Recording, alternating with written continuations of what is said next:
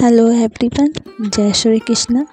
जैसा कि हम सब जानते हैं कि भगवान विष्णु ने श्री कृष्ण अवतार में सबसे ज़्यादा लीलाएं की, तभी हम सभी भगवान कृष्ण को लीलाधर के नाम से जानते हैं। हम सब जानते हैं कि भगवान कृष्ण बहुत ही ज़्यादा नटखट थे और वो बचपन में लोगों के घरों से माखन तक चुरा कर खा लिया करते थे।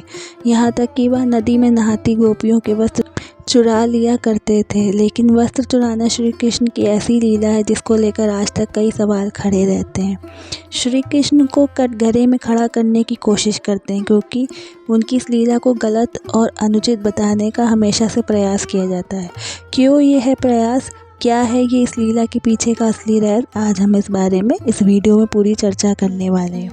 नदी में नहाती हुई गोपियों के वस्त्र चुरा लेना ये बाल कृष्ण की एक नटखटा नहीं बल्कि उनकी एक लीला थी, जिसके माध्यम से उन्होंने बालपन में ही गोपियों को एक अच्छी सीख सिखानी चाहिए। न सिर्फ गोपियों को बल्कि आज के समाज की स्त्रियों को भी।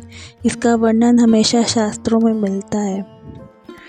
पद्म पुराण में वर्णित कथा के अनुसार एक दिन की बात है जब गोपियां जल में स्नान करने के लिए तालाब में उतरती हैं। वहीं भगवान कृष्ण पेड़ पर बैठकर ये दृश्य आराम से देख रहे थे। जब गोपियां नहाने के लिए व्यस्त हो जाती हैं तो श्री कृष्ण ने गोपियों के वस्त्र चुराकर छुपा दिए। जब गोपियां नहाकर तालाब से निकलने वाली थी तो उन्होंने देखा कि उनके वस्त्र वहाँ नहीं थे और वह सब चिंतित होने लगी। उसी समय गोपियों की नज़र छुपकर पेड़ पर बैठे श्री कृष्ण पर पड़ी। गोपियों को नहाते हुए देखने में जरा भी लज्जा नहीं आती। तुम्हें ऐसा उल्हाना गोपियाँ हमारे श्री कृष्ण को देने लगी। गोपियाँ श्री कृष्ण से जब ये बात कहती हैं तो श्री कृष्ण भी पलटकर कहते हैं कि मुझे लज्जा क्यों आएगी, लज्जा तो तुम्हें आनी चाहिए जो इस तरह निर्वस्त्र होकर नहा रही हो। गोपियाँ श्री कृष्ण से कहने लगी, हमसे गलती हो गई है, अब ये बताओ तुमने हम सबके वस्त्र कहाँ रखे हैं। पहले तो श्री कृष्ण गोपियों को मना कर देते हैं किंतु उनके बार बार अनुरोध करने पर, हाथ जोड़ने पर वो उन्हें बता देते हैं कि उनके वस्त्र इसी वृक्ष पर हैं, पानी से निकल कर आओ और इन्हें ले जाओ। तब गोपियाँ जल से बाहर नहीं आती हैं। वो कहती हैं, हम जल से बाहर नहीं आ सकते हैं, हम निर्वस्त्र हैं, हम सभी तो बिना कपड़ों के जल से बाहर क्या जल के ऊपर भी नहीं निकल सकते हैं। तब श्री कृष्ण ने कहा कि जब तुम नदी में स्नान करने गई थी तब भी निर्वस्त्र थी, फिर अब बाहर आने में शर्म क्यों आ रही है। गोपियाँ कहती हैं कि कान्हा, जब हम नदी में स्नान करने आई तब उस समय यहाँ कोई नहीं था। श्री कृष्ण कहते हैं कि तुमने ये कैसे सोच लिया कि यहाँ पर कोई नहीं था, क्योंकि मैं तो हर पल हर जगह मौजूद होता हूँ। और हाँ, उस समय मेरे अलावा आसमान में उड़ते पक्षियों और अन्य जीवों ने भी तुम्हें निर्वस्त्र देख लिया था। जल के जीवों ने तुम्हें निर्वस्त्र देखा है और जल के अधिष्ठा देव स्वयं वरुण देव हैं जो एक पुरुष हैं, उन्होंने भी तुम्हें नग्न देखा है।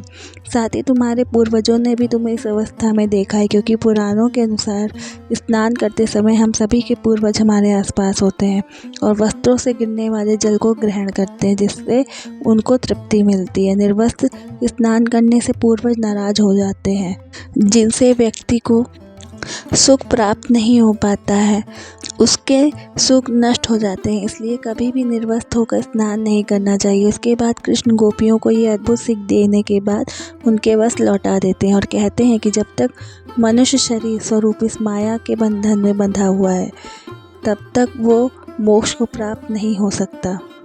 मायाबद्ध रहने से मनुष्य को वैकुंठ में प्रवेश करना भी असंभव हो जाता है। यही समझाने के लिए मैंने तुम्हारे वस्त्र चुराए थे और अब तुम्हें ये सीख मिल चुकी है, तो लो वापस से अपने सारे वस्त्र ले जाओ। श्री कृष्ण आगे बताते हैं कि गोपियाँ, इस बात में कोई शक नहीं है कि तुम संपूर्ण रूप से मुझे समर्पित हो, पर फिर भी तुम्हारे ये वस्त्र माया के प्रतीक हैं जो तुम्हारे और परमात्मा के बीच में ऐसी बाधा पैदा कर रहे हैं कि तुम सभी ये जानते हुए भी ईश्वर के आगे सभी निर्वस्त्र हैं, फिर भी जल से बाहर नहीं आ पा रहे हैं। जबकि ईश्वर के करीब जाने के लिए माया तो क्या, स्त्री पुरुष होने के बंधन तक से मुक्त होना पड़ता है। एक और गूढ़ रहस्य है जिसके कारण श्री कृष्ण ने वस्त्र हरण लीला की थी, पर यह इतना गूढ़ रहस्य है कि इसे केवल वही समझ सकते हैं जिनके दिल में माया नहीं है, सिर्फ श्री कृष्ण के लिए प्रेम रहता है। गोपियाँ श्री कृष्ण को पति रूप में पाने के लिए बचपन से कात्यायनी व्रत करती थीं, जिससे कात्यायनी माता प्रसन्न होकर उन्हें ये वरदान देती हैं कि श्री कृष्ण उनके पति होंगे। हम ये जानते हैं कि स्त्रियां केवल अपने पति के सामने ही निर्वस्त्र होके जा सकती हैं। यानी श्री कृष्ण ने इस लीला के जरिए गोपियों को ये संदेश भी दे दिया कि वही उनके पति हैं और गोपियों के कात्यायनी व्रत का फल अब उन्हें मिल चुका है। उनका ये कात्यायनी व्रत सफल रहा। अब गोपियों की आत्मा पर केवल और केवल श्री कृष्ण का ही अधिकार था। अगर आपको मेरा ये वीडियो पसंद आया हो तो प्लीज़ लाइक शेयर सब्सक्राइब कीजिए। Thank you. जय श्री कृष्णा।